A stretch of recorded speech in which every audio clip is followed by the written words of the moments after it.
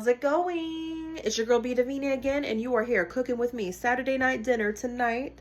And tonight we are serving taco bake. I'm doing this recipe off the top of the dome, so let's get right to it. We're starting with 2 to 3 pounds ground beef. It is browning right now. It's not going to be completely browned all the way because it's going into a 400-degree oven.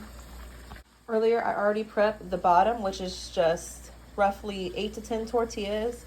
What I did was, let's remove this wrapper.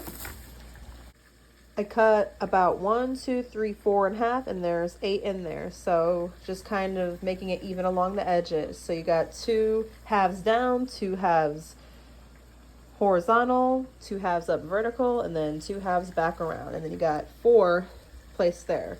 I already oiled the bottom of the pan with olive oils so it doesn't stick. Over here, I'm chopping up green and orange bell pepper. About 1 green pepper and about, you can do 1 orange pepper, or I have mini peppers that I had in my refrigerator. So about 5 to 6 of those chopped up. Then we're taking 1.5 cans of kernel corn and black beans. As soon as we throw the veggies in there to cook with the beef, we're going to chop up the cilantro. All right, peppers chopped up, cans are open. Let's throw it in. So the peppers are in, but right before I put the cans of corn and black beans, I'm going to let the peppers fry up in the oil of the ground beef. And the oil is going to give it like this char brown color, kind of like when you put it on a grill and it's charred on the bottom. It's going to look the same as it's sauteing. 1.5 cans of each are in as the peppers are getting color now. I think that's pretty cute. It looks like a yin and yang heart that I just made. This is what you call an artistic eye when it comes to cooking. That's beautiful. Next, we're adding the taco seasoning, which is homemade, which is about a tablespoon or 2 of cumin. It's got a tablespoon of salt, tablespoon of pepper, half a teaspoon of chili powder, a teaspoon of onion and garlic powder, and it's got a teaspoon of paprika. But you add as you go gradually and make sure it tastes balanced. And I did with just a small little spoon, and ready to add. Can get it all up in there.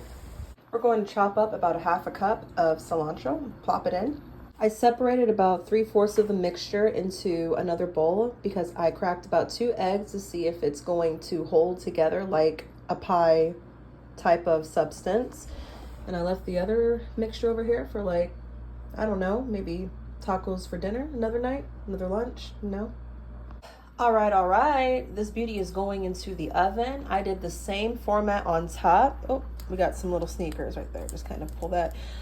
And I cut and aligned the sides, the edges evenly, and did 4 in the center. What I did was I just used some olive oil to kind of brush my hand, of course washing my hands first, and then kind of getting underneath where it would be sticky because I want the top to crisp under this 400-degree heat, and also kind of like milled together like a pie crust, because I could have used pie crust too, but I wanted to see how this method works. Obviously that would be the logical thing. Anyways, all right, she's going on in. While that bake is in the oven for about 15 minutes, I'm just going to recap. So initially I said 2 to 3 pounds of ground beef, and I also implied that after everything was cooked before putting the filling in the pan, I said that there would be leftovers. Now, I can go back and actually readjust my measurements to say maybe 1.5 pounds of ground beef, honestly, because if I would have put the rest of that filling, definitely would have overfilled it like last time when I made the chicken pot pie. So, well, it's going to be delicious. I'm excited, and hey, we got leftovers for another dinner or whatever. That's a plus. Everything is definitely a affordable, budgeted meal, except beef is like, oh my gosh, $6 to $8 a pound. So really try to hit the super centers. I got mine at Walmart. Honestly, it's a better deal and cheaper at Aldi, which non-promotional, you know, just sharing my support and sharing my thoughts on where to buy meat that is not so pricey. Let us wait. So here's the bake as it is done. As you could see, the tortilla is shrunk as it was cooking, but it's got a nice color to it. Obviously, the crust itself was not wrapped around, so it's not going to really look like a whole pie all the way covered around, but you know, I did something, I guess, off the top of the head. So obviously, like I said from earlier, the logical thing would be to get pie crust and like spread it out on a rolling pin and then cover it. But then sometimes I just don't like regular pie crust tasting with taco filling or taco flavor. I don't like using pie crust for everything. Now that I've been honest with you, let's dig in. Okay, after it's been cut, there's my son's bowl. Here's my bowl. Now the bottom stuck really well together, so you could clearly see the top and the bottom together. As far as the egg with the mixture to help it stay, I think if I were to add, I don't know, maybe breadcrumbs, something to just give that stiff filling, but maybe it's not supposed to be that way. Who knows? Now let me know in the comments if there's anything I could have done to make it stick together better, firm better, whatever the case may be. I'm always learning. 20 minutes later, I know my bowl is gone, but it was delicious. I really love the flavor. I think it balanced out well. And my son, he's still eating, but that's because he's distracted. He can always tell me if he liked something or not. Good?